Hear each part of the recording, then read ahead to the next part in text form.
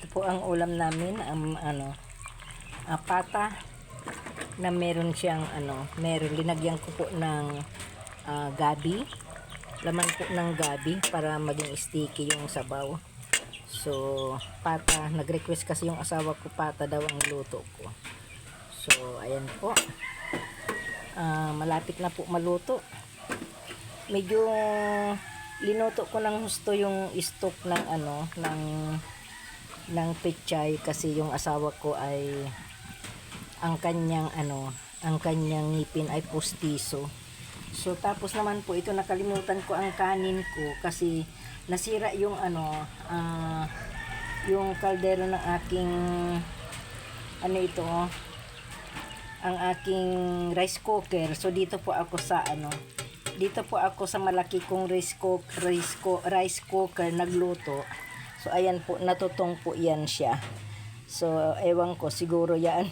Ang laki-laki po ng kaldero namin, dadalawa lang po kami. Pero ang dami ko pong natutong po siya. So maraming masayang kasi marami po akong pusa at saka aso.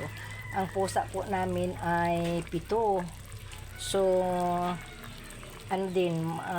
gastos din sa ulam kasi hindi po sila magkain yung aking mga alaga kung wala po silang ulam.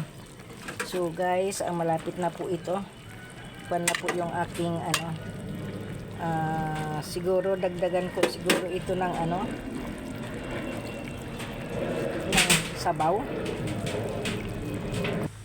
Dagdagan ko po ng sabaw guys kasi medyo sticky na po siya dahil sa gabi. So hintayin ko na lamang po yan na magkulo para kunin ko yung itong lagyan ko ng konting pangpaasim, lagyan ko ng konting asin para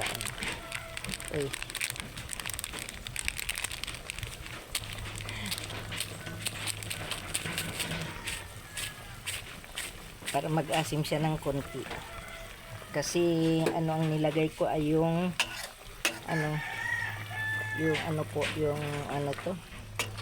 paminta. So ayan na po. Malapit na po maluto. Nagkumulo na po siya. So nain ko ulit yung apoy. Okay.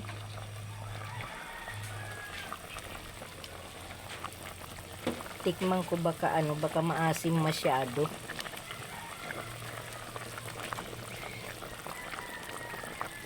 Okay, sarap na po siya.